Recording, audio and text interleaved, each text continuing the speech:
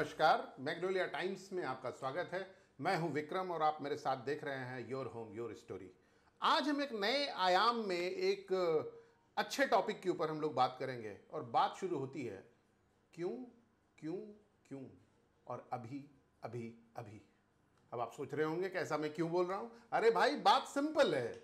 आपको अभी घर क्यों लेना है और अभी ही क्यों लेना है, इसके ऊपर हम आपको सिर्फ 2-4 मिनट के अंदर हम आपको अपनी बात रखने की कोशिश करेंगे। आप जानते हैं हिंदुस्तान की आबादी करीब 135 करोड़ है और इस 135 करोड़ को कम से कम 27 परिवार, 27 करोड़ घर हैं और उसमें से भी 50% आबादी अपने घर में रहती है, सेल्फ हाउस में रहती है और बाकी की जो बची हुई कुछ आबादी है वो रेंटल हाउसेस में रहती है। बाकी 9% लोग ऐसे हैं जो अपने पेरेंटल हाउस में रहते हैं और अभी भी 17% के आसपास लोग ऐसे होंगे जिनको अभी भी घर की जरूरत है। और अब आप जानते हैं कि ये इतना इंपॉर्टेंट क्यों है। उसके लिए 2-3 चीजें बहुत जरूरी है। पहली चीज, आप ड्राइवर्स, हम आपको बताते हैं कि ऐसे परचेज ड्राइवर्स क्या हैं।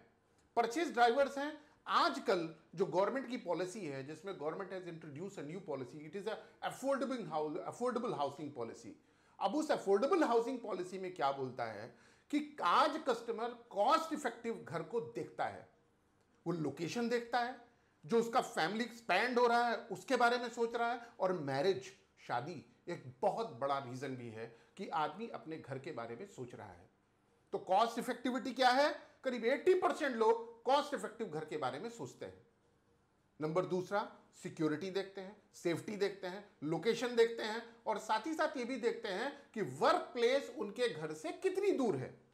अगर आप, छोटा सा एग्जांपल मैं आपको लेके चलता हूं, आप कलकत्ता के न्यू टाउन में, जिसको हम स्मार्ट सिटी भी गवर्नमेंट ने दर्जा दे दिया है, दूसरा सोलर सिटी का भी दर्जा मिला है। जैसे ही the moment you enter into a Salt Lake and you go towards a New Town और Rajarhat, you will find it is a very different world.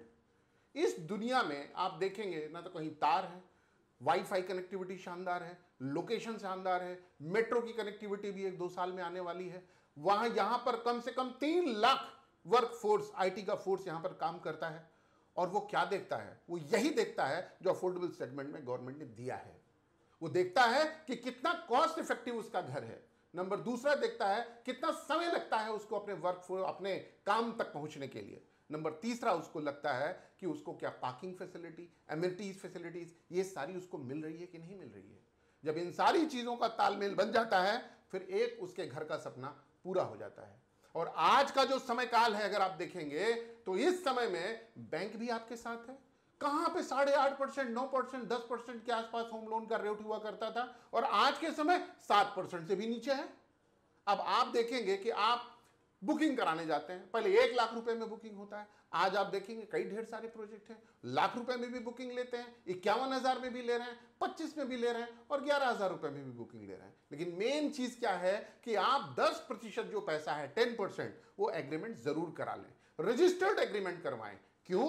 वो इसलिए क्योंकि आप लीगली उस घर से बाउंड हो जाएंगे और आपको कोई चिंता नहीं करने की जरूरत है। अगर आपका घर 30 लाख से नीचे है, बैंक 90% लोन देने के लिए खड़ा है।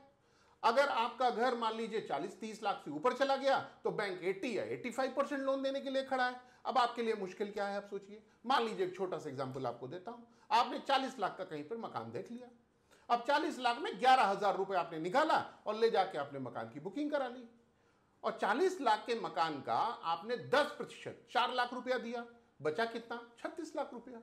अब आप बैंक को अप्रोच करते हैं, बैंक बोलती भाई 85% लोन देंगे। मान लीजिए 30 लाख रुपया आपको लोन पड़ा। 30 लाख रुपए की किस्त अगर थंब रूल से आप देखते हैं तो करीब 30,000 के आसपास, आज के समय के हिसाब से देखते हैं 25,000 के आसपास आएगी। और आपने जो निर्णय लिया है 40 लाख के मकान को लेने का, इसका मतलब है कि आपने पहले से ही अपना पूरा गणित सेट कर लिया होगा। अब बैंक आजकल ये भी करती है कि आपको 3 साल तक जब तक चाबी नहीं मिल रही है, आप केवल इंटरेस्ट भी करते रहिए।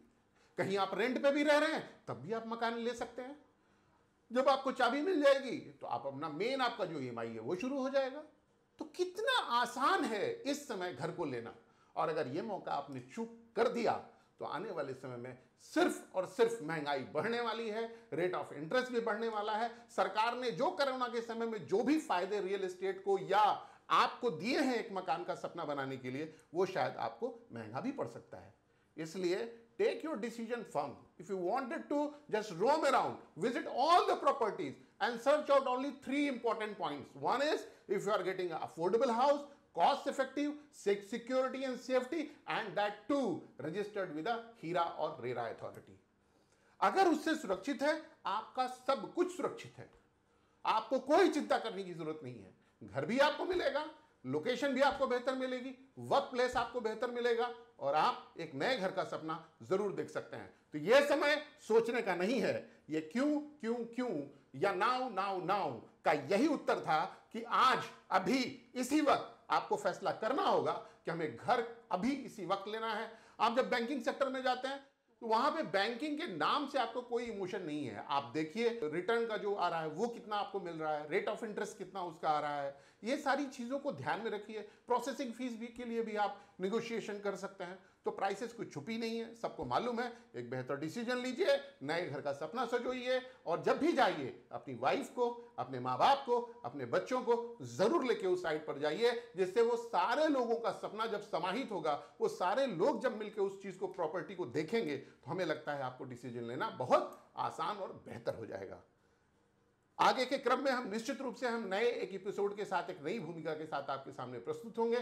तब तक आप हमारे इस चैनल को लाइक कीजिए, सब्सक्राइब कीजिए और धीरे धीरे लोगों तक जरूर फैलाइए, जिससे उन्हें बल मिले कि घर लेना आज ही और अभी क्यों जरूरी है। बहुत बहुत धन्यवाद। नमस्कार।